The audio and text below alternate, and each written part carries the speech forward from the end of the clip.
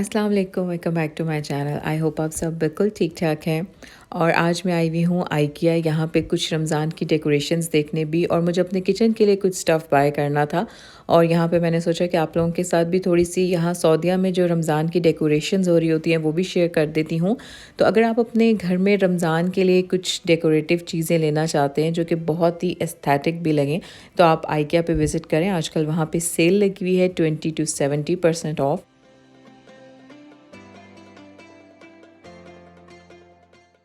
पाकिस्तान जाने से पहले डिक्लटरिंग करते हुए मैंने किचन से बहुत सा सामान निकाल दिया था जो कि मैं बहुत टाइम से यूज़ कर रही थी, और अभी मैं किचन की क्रॉकरी थोड़ी सी चेंज करना चाह रही थी। यहाँ आइकिया में बहुत ही अच्छे डिज़ाइन आए हुए थे, मैं आप लोगों को दिखाती हूँ। ये ब्लैक कलर के और इस तरह के ये मुझे मार्बल प्रिंट बहुत ही अच्छे लग रहे थे। लेकिन यहाँ पर मैंने बस एक प्लेट बाय कर ली थी ब्लैक कलर की, और मुझे अभी ज़रूरत भी नहीं थी इतने ज़्यादा बर्तनों की, क्योंकि मैं वैसे भी अपने किचन में बहुत ज़्यादा चीज़ें नहीं अभी फ़िल्ड अप करना चाहती।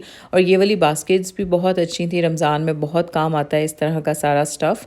और ये रोटियों के रुमाल हैं, ये भी काफ़ी डिफरेंट स्टाइल में थे, ये भी मैंने एक बाय कर लिया था और काफ़ी अच्छी प्राइसेस थी यहाँ पे।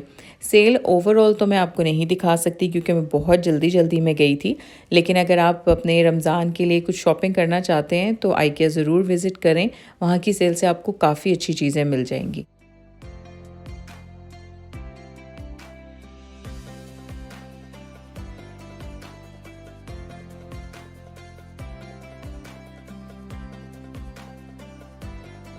और अब यहाँ पे नाइस स्टोर आई हूँ। मुझे कुछ किचन के लिए चीज़ें चाहिए जो कि मुझे मिल नहीं रही, तो मैं यहाँ पे अब सर्च करती हूँ। रमज़ान से पहले यहाँ पे कुछ सेल्स भी लगी हुई। नाइस स्टोर पे भी काफ़ी अच्छी सेल थी, और ये आइकिया के बिल्कुल सामने है। यहाँ का डेकोरेशन थोड़ा सा एक्सपेंसिव है, लेकिन अगर आप सर्च करें तो आपको यहाँ पे भी काफ़ी अच्छी चीज़ें मिल जाती हैं।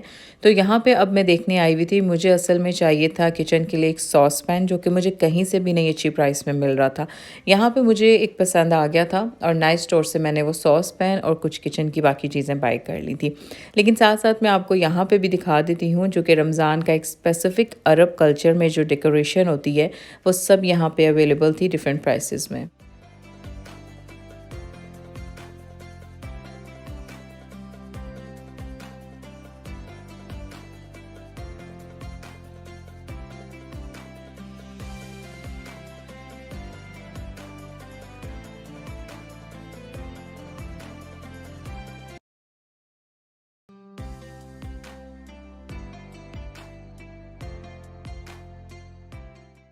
इस बार रमज़ान की सारी तैयारी मैंने बिल्कुल लास्ट मोमेंट पे स्टार्ट की है, और आज के दिन के मेरे बहुत से काम थे। लेकिन यहाँ पे अभी हम सबसे पहले आए थे अपने फेवरेट स्पॉट पे शवरमा खाने, और ये बहुत ही प्यारा रमज़ान से पहले इन लोगों ने डेकोरेट किया हुआ था। मुझे यहाँ पे जो रमज़ान की डेकोरेशंस होती हैं बहुत अच्छी लगती हैं, और पहले पहले बहुत ज़्यादा हुआ करती थी। कुछ टाइम से यहाँ पे मॉल्स और इन सारी जगहों पे डेकोरेशंस कम हो गई थी, लेकिन शवरमा हाउस पे ये सब डेकोर देख के मुझे बहुत अच्छा लगा। और यहाँ पे बस जल्दी से हम अपना डिनर करेंगे और फिर जाके अपनी ग्रॉसरीज़ और सहरी की तैयारी स्टार्ट करेंगे।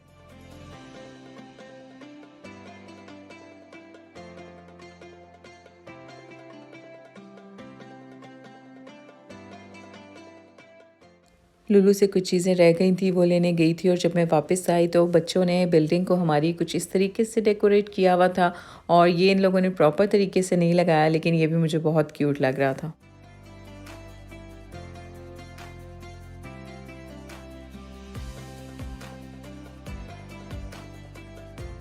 ये जो आइकिया से मैं रोटी रखने वाले ये वाले रुमाल लेके आई थी, अब इनमें से एक बिछाऊंगी। वैसे तो पराठों से बहुत ज़्यादा जल्दी गंदे हो जाते हैं, लेकिन इसमें डबल टिश्यू करके रखूँगी।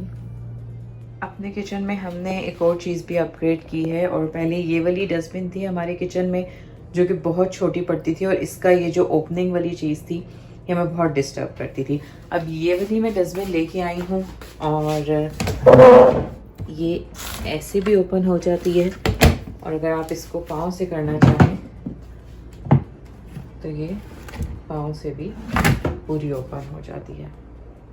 सहरी में मैंने पहले सोचा था कि कोई सालन बनाऊंगी, लेकिन क्योंकि काम रात में बहुत ज़्यादा था और सालन में नहीं बना सकी, इस वजह से अभी मैं बस जल्दी आलू बनाने लगी हूँ, क्योंकि पहली सहरी में बिल्कुल भी आइडिया नहीं होता टाइम का।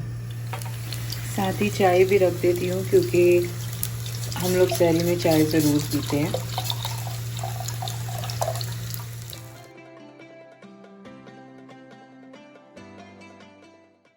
क्योंकि फ़र्स्ट सहरी थी और बहुत ज़्यादा खाने की रूटीन भी नहीं इस टाइम तक बनी हुई होती, तो बस सिंपल से अंडे आलू जो कि हमेशा ही मैं बनाती हूँ वो मैंने जल्दी से बना लिए थे और बहुत मुश्किल हो रहा था इस टाइम पे खाना।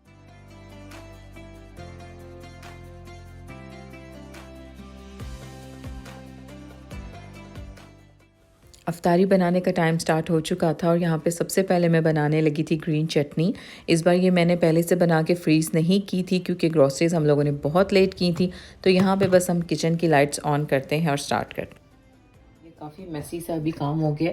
अच्छा, यहाँ पे मैं चटनी बना रही थी जो कि इसमें मैं जो अभी डेली यूज़ करूँगी, और यहाँ पे मैं छोटी-छोटी इन कंटेनर्स में डाल के रखूँगी और साथ इसमें फ्रीज़ करूँगी ताकि जब भी मुझे यूज़ करनी हो तो निकाल के बस दही में मिक्स कर लूँ। आज अफ्तार में मैंने बनाया है सौफले और साथ इसके थोड़े से पकोड़े हैं, थोड़े से फ्राइज़ हैं और मेन चीज़ है आज पिज़्ज़ा। मेरे पास कोई फ्रोज़न चीज़ें अभी नहीं थी तो मैंने इस तरह से, क्योंकि 2 ही बंदे हैं तो इतना ज़्यादा तो हम नहीं बनाते, तो इस तरीके से आज का ये अफ्तार है हमारा फ़र्स्ट रोज़ा अल्हम्दुलिल्लाह।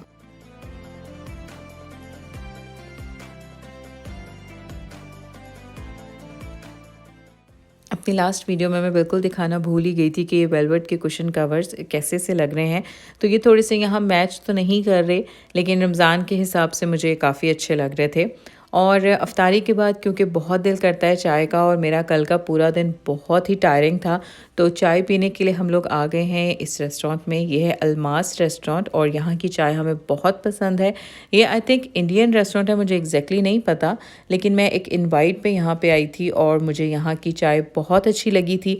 तो इसलिए उसके बाद से अगर कभी हमें चाय पीने का दिल कर रहा होता है बाहर से तो हम यहाँ आ जाते हैं। और वैसे रियाद में मुझे इतने ज़्यादा कोई टी स्पॉट्स नहीं पता, लेकिन मुझे चाय बहुत पसंद है। हस्बैंड ने मुझे बताया था कि बहुत डिफरेंट स्टाइल में चाय बनाते हैं, तो इस बार मैंने उन्हें कहा कि आप थोड़ी सी मेरे लिए वीडियो भी बना के लाना और ये आप चाय देख सकते हैं, बहुत ही मज़े की है और मैंने काफ़ी इन्जॉय की। तो आई होप कि मेरी आज की वीडियो आप लोगों को अच्छी लगी होगी। नेक्स्ट सहरी या अफ्तारी के ब्लॉग्स देखने के लिए stay tuned to my channel and thanks for watching. अल्लाह हाफिज़।